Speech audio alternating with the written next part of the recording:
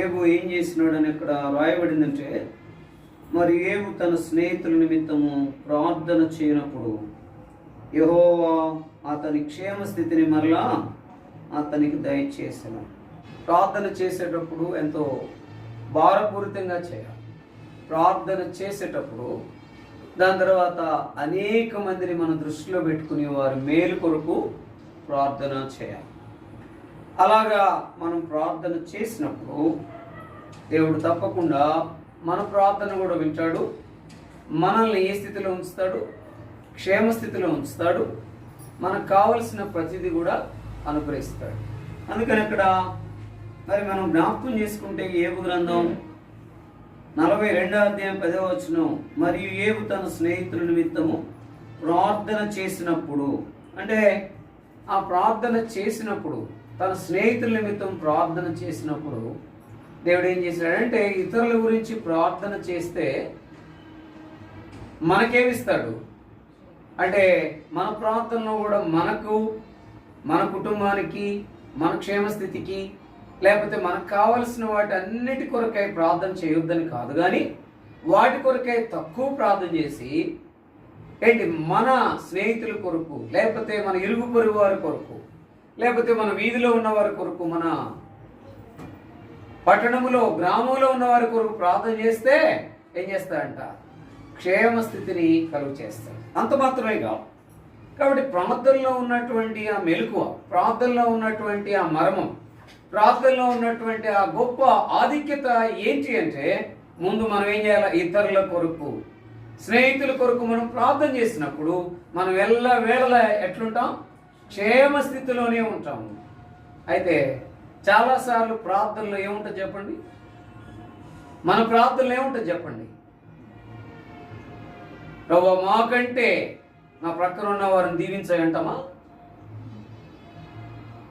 చెప్పండి, మాకంటే వారికి ఎక్కువగా అయ్యాయని అంటామా? అంటే మానవ మాత్రులుగా అట్లా మనం ప్రార్థన చేయలేం. మీరు గమనించారంటే ఎక్కువగా నేను ఈ మాట చెప్తా, శారీరకమైనవి ఎక్కువ అడుగుతాం. అయ్యా మంచి ఆహారం దయచేయి, మంచి ఆరోగ్యం దయచేయి, మంచి వాతావరణంలో మమ్మల్ని ఉంచు, ఎండ లేకుండా వేడుకు లేకుండా చల్లని వాతావరణంలో మమ్మల్ని ఉంచు అంటే ఏది తగలకూడదు. సరే మంచిదే, కోరుకోవటం మంచిదే, కానీ దాని తర్వాత మాకు మంచి ఇల్లు దయచేయి. ఆ ఇల్లు దయచేసిన తర్వాత ఒకవేళ దేవుడు దయచేసాడు అనుకోండి, ఆ ఇంట్లో దేవునికి మహిమ ఉంటుందా? ఆ ఇంట్లో కుటుంబ ప్రార్థన ఉంటుందా? ఆ ఇంట్లో దేవునికి మొదటి స్థానం ఉంటుందా?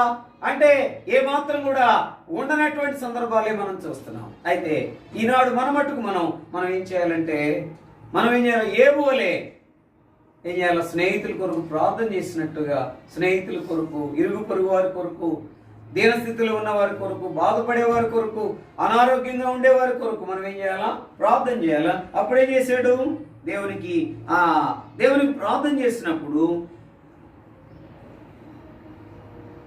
ఏబుకి ఇచ్చినటువంటి స్థితి ఏంటి, క్షేమ స్థితి. అందుకనే చాలాసార్లు ఏమన్నారు, ఎట్లున్నారంటే ఏమంటారు, దేవుని దేవల క్షేమంగానే ఉన్నాము కానీ మళ్ళీ ఉన్నాము అంటారు, కానీ మళ్ళీ వెంటనే ఏమంటారు, క్షేమంగానే ఉన్నాము కానీ అదొక్కటే అవటల్లా. ఏంటది, అదొక్కటే అవట్లేదండి, నువ్వు అనుకున్నది అవట్లా. సరే నువ్వు అనుకున్నది అవట్లేదు అంటే ముందు నేను ప్రభు కొరకు జీవించాలని ఎందుకు అనుకోవట్లేని ప్రశ్న వేస్తే, పాస్టర్ గారు అడిగారంట, అది ఒక్కటే అవట్లేదు అంటున్నావు కదమ్మా, అసలు నువ్వు ప్రభు కొరకు జీవించాలని మీరు అలా ప్రార్థన చేస్తున్నారు నా కుటుంబాన్ని అడిగితే అది ఒక్కటే చేయట్లేదు అన్నారట. అందుకని ఈ ఒక్కటే ఆయన ఏం చేయట్లా, ఇవ్వట్లా. అక్కడ మెలకు గమనించండి, దేవునికి ఇచ్చేది మనం ఎట్లిస్తున్నామో దాన్ని బట్టి దేవుడు మనకిస్తాడు. ధారాళంగా ఇస్తే ధారాళంగా ఇస్తాడు, కొనుక్కుంటా ఇస్తే సణుక్కుంటా ఇస్తే దానివల్ల ఏమాత్రం మేలు పొందలేము. మొదటిది ఇస్తే మొదటిగానే ఉంటాం, మొదటి స్థానం ఇస్తే మొదటి స్థానంగానే ఉంటాం. అయితే మనం వేళలా అది చేయలేని స్థితిలోనే ఈ రోజు వరకు ఉన్నాం. అందుకనే ముందు ఏం చేయాలా, ఏదైనా జ్ఞాపకం చేసుకుంటే ఏం చేస్తాం, అది మాత్రం నేను చేయలేను అంటారు కదా, ఏంటది, అది మాత్రమే కాదు. అది మాత్రం చేయాలంటే ఆ ఒక్కటి చేయలేను నేను, అక్కడికి నేను వెళ్ళలేను. వాళ్ళు నన్ను ఎంతో ఏం చేశారు, అవమానపరిచారు, పలకరించలేదు, మాట్లాడలేదు. నేను ఎంత మేలు చేసిన వాళ్ళు నాకు కీడే చేస్తూ ఉన్నారు, అందుకని నేను వెళ్ళను, అది ఒక్కటి మాత్రం చేయలేను. అయితే అది ఒక్కటి చేయలేకపోతే నువ్వు దేవుని దగ్గరగా ఉండలేవు అన్నాడంట. మార్క్స్ వార్త 11:25 చదవండి. మార్క్స్ వార్త 11:25 చదవాలి త్వరగా.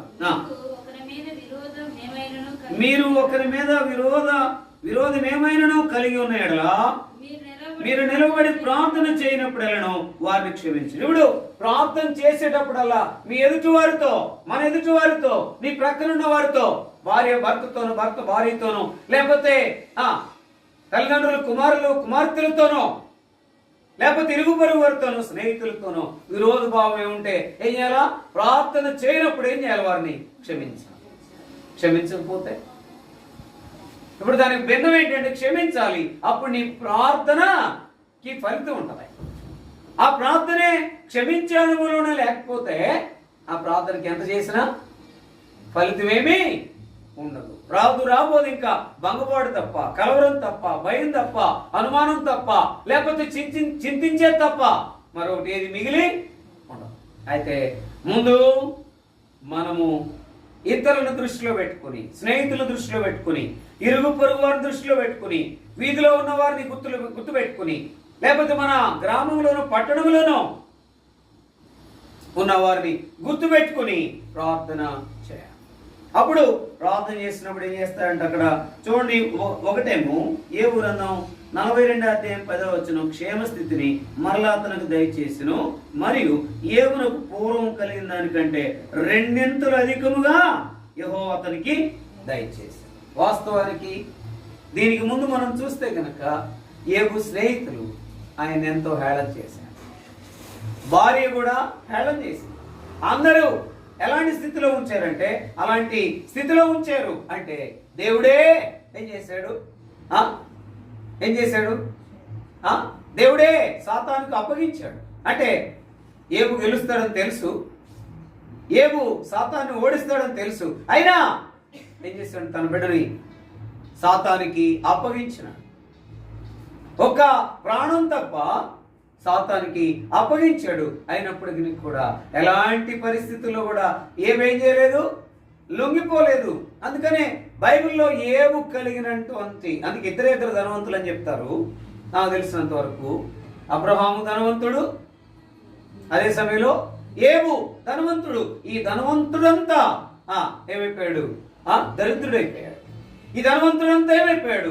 ఏమి లేనివాడిగా అయిపోయినాడు. అంటే ఇంకా మిగతాదంతా ఎంత పోయినా పెద్ద బాధపడరు. కానీ ఒకేసారి 4 మూలల నుండి 4 వర్తమానం తెచ్చారు. ఆ 4 వర్తమానం తెచ్చిన దాంట్లో ఏవో కృంగిపోవాలి, కానీ మనం ఒక్కదానికి కృంగిపోతాం. ఇల్లంతా పడిపోయింది, ఉన్న పిల్లలందరూ చనిపోయారు, ఆస్తి అంతస్తు ఉన్న సంపద అంతా పోయింది, ఏం లేదు, ఇక మొత్తం సున్నా అయిపోయింది.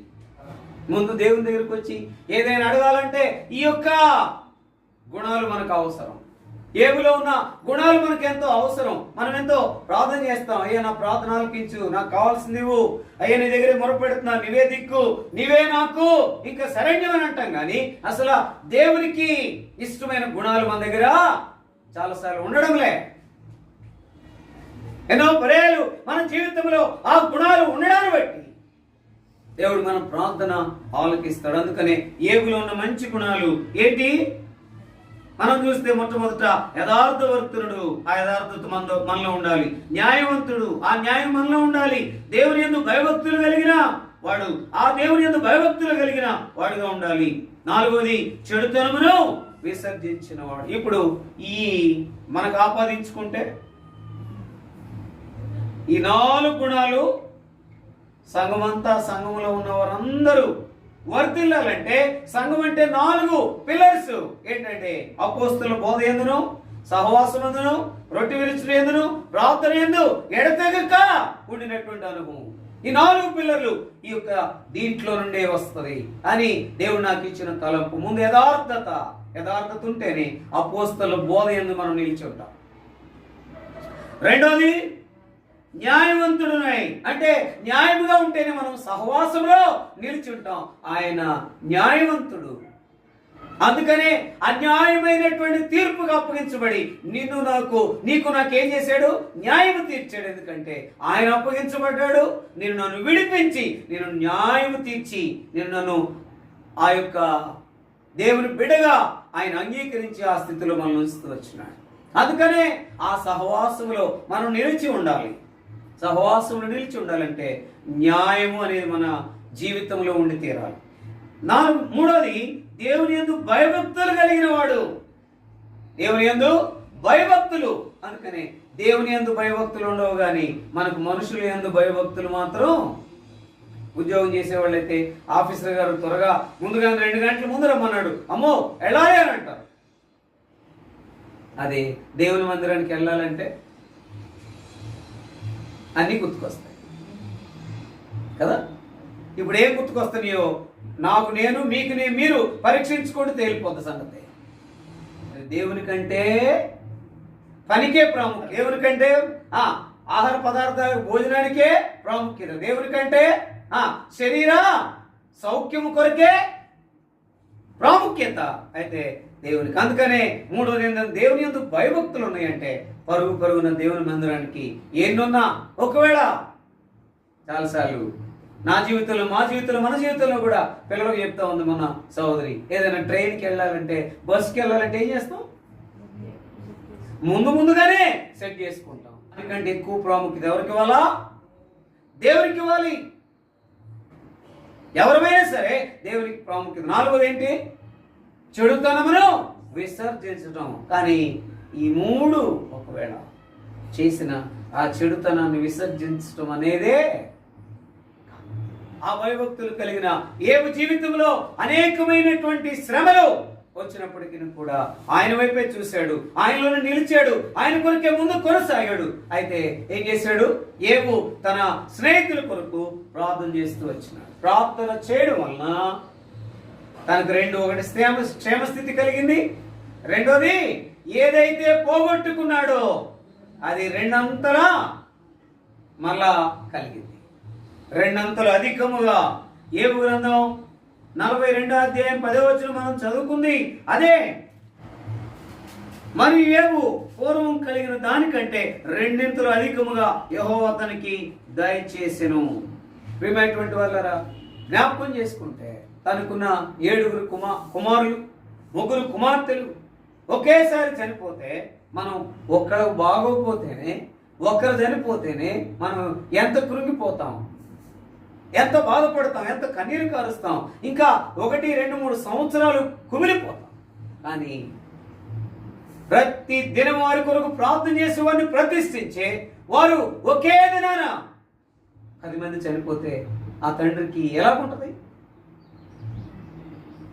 ఏమన్నాడు అక్కడ? 21వ వచనం అందరం కలిసి చూద్దాం. ఏబు గ్రంథం 1వ అధ్యాయం 21వ వచనం. ఇప్పుడు ఏ పాపం చేయలేదు అంటే క్లిష్టమైన పరిస్థితులు వచ్చినప్పుడు ఏం చేస్తాం మనం?